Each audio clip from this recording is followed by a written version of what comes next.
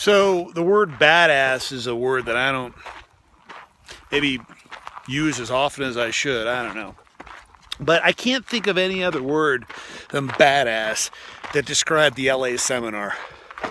If I'm going to talk about getting ready for it, I at least got to give, a response to what happened, good or bad. Boy, it certainly is a lot easier delivering good news than bad news, isn't it? I mean, this is the feeling that we always want when, we're hoping. I mean, we don't go, oh God, yeah, I can't wait for the pain. But I've found that getting more curiouser around pain gets me actually closer to this feeling of success that I want. It's a total shift in thinking, but it's working, it's paying off, and this is what I'm learning, and this is what I'm teaching. And Tony Robbins was just a master at this, but I think all the greats do that. They have you substitute pain for pleasure, and because we basically only operate on two different roads. Road A is pain, and road B is pleasure. Pain and pleasure, those are the two guiding motives in our lives. We either do things to get more pleasure, or we do things to avoid more pain.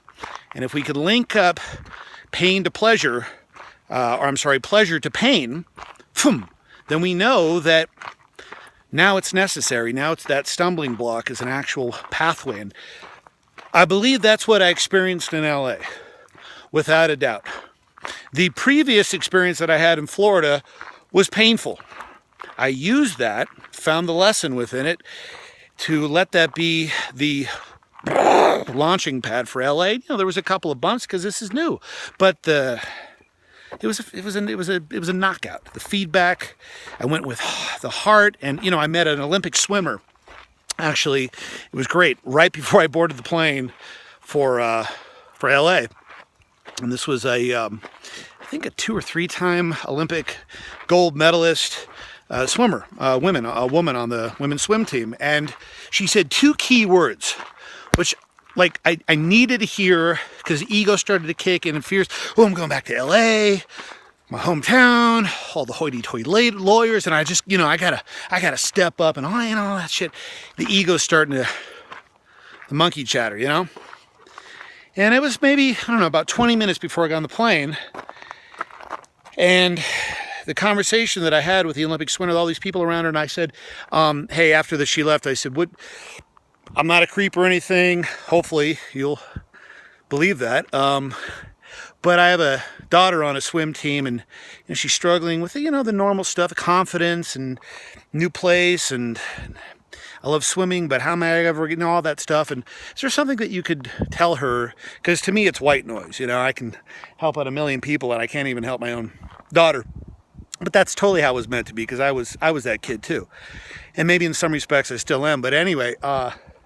So I said, is there any words of wisdom that you can impart on my daughter? She said, yeah. She goes, 2 words, and she shot its video for her. It was really cool. It's really cool. I think if I haven't, I'm going to post it on YouTube, and it was, with her permission, of course, and all that stuff. So I'm not violating any weird stuff.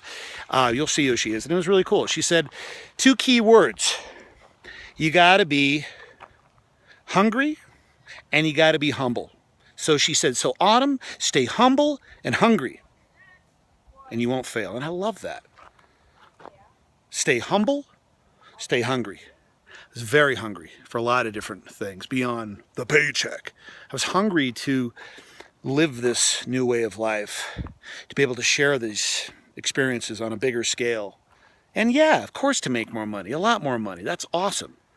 But to touch people, to act out of what feels so completely authentic to me that, to be perfectly honest, sometimes even asking for money feels strange. And that's a whole other thing, our feelings around, ideas around money and our belief systems and what the value of ourselves, and should we get paid for something that we love? And I mean, obviously you should. If that's your passion, shouldn't there be a reward beyond just feeling good, the monetary award?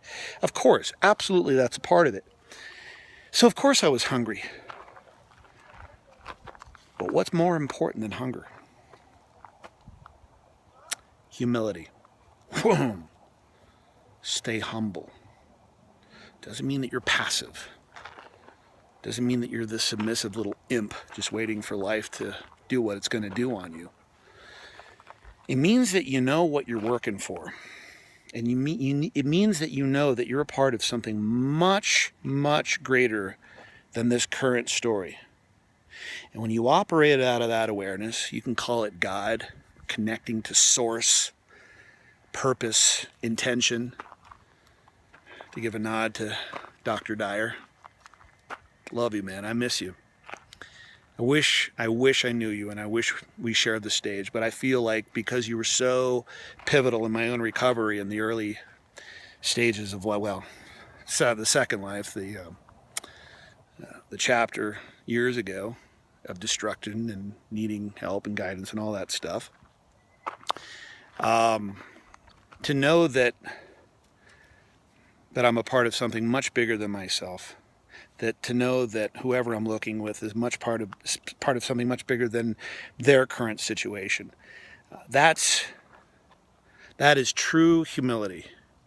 And most of the time, not all the time, but most of the time, 85%, maybe at best. I mean, the goal is to live there all the time, but it's impossible. Most of the time when I'm operating out of that awareness, I have ease and play, discovery. I'm not pushing, not so desperate for a result. Hungry is different than desperation, and humility is different than weakness. It is total strength, because I'm operating now out of true power. So, staying humble, staying hungry, that is my wish for you today in this video blog, and I'm going to continue on the trail or the trial, however way you want to look at it, and I'll check in with you later. Have a badass day.